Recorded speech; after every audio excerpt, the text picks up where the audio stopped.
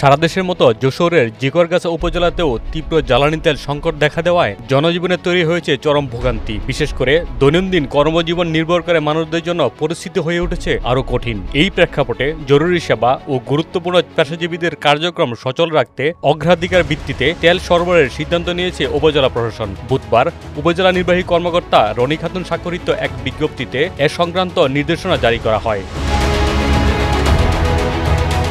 বিজ্ঞপ্তিতে বলা হয়েছে, বৈশ্বিক জ্বালানি পরিস্থিতির প্রভাবে সরবরাহ ঘাটতি দেখা দেওয়ায় জিকরগাছার ফিলিং স্টেশনগুলোতে চাহিদার তুলনায় তেলের পরিমাণ কমে গেছে। ফলে প্রতিদিনই পাম্পগুলোতে দীর্ঘ লাইন, ঘন্টার পর ঘন্টা অপেক্ষা এবং সাধারণ মানুষের দুর্ভোগ বেড়েই চলেছে। স্থানীয় সূত্রে জানা গেছে, অনেকেই ভোর থেকে লাইনে দাঁড়িয়েও প্রয়োজনীয় জ্বালানি সংগ্রহ করতে পারছেন না। এতে অফিসগামী চাকরিজীবী, স্কুল কলেজের শিক্ষক এবং সংবাদ সংগ্রহের মাঠে থাকা সাংবাদিকদের পেশাগত দায়িত্ব পালন মারাত্মকভাবে ব্যাহত হচ্ছে। সময়মতো কর্মস্থলে পৌঁছতে না পারা, জরুরি সংবাদ কভারেজে বিলম্ব সহ নানা ধরনের সমস্যার সম্মুখীন হচ্ছেন তারা।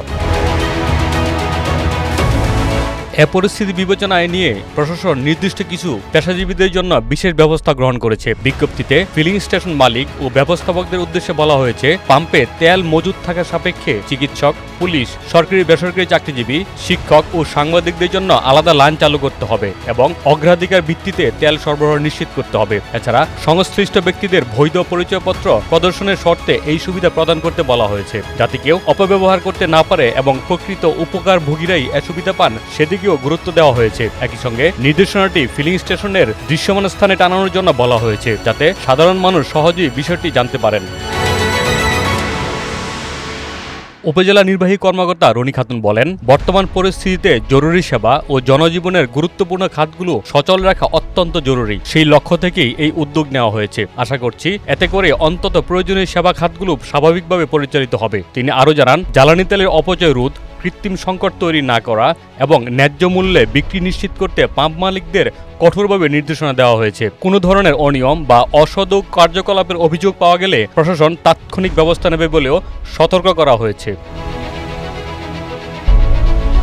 এদিকে সাধারণ মানুষের একটি অংশ এর সিদ্ধান্তকে স্বাগত জানালেও কেউ কেউ সমতা নিয়ে প্রশ্ন তুলেছেন। তাদের মতে, সংকটের সময়ে সবার জন্য সমান সুযোগ সুবিধা নিশ্চিত করা গুরুত্বপূর্ণ। তবে প্রশাসনের পক্ষ থেকে বলা হয়েছে, জরুরি সেবার স্বার্থে এই অগ্রাধিকার ব্যবস্থা সাময়িকভাবে চালু করা হয়েছে। বর্তমান পরিস্থিতিতে জিকরগাছায় জ্বালানির সংকট কত দ্রুত কাটবে তা নিয়ে অনিশ্চয়তা থাকলেও প্রশাসনের এই উদ্যোগ অন্তত গুরুত্বপূর্ণ সেবা খাতগুলো কিছুটা স্বস্তি পাবে বলে আশা করা হচ্ছে। দিদারুল আকন্দ আলমগীর, বাংলাবাজার পত্রিকা।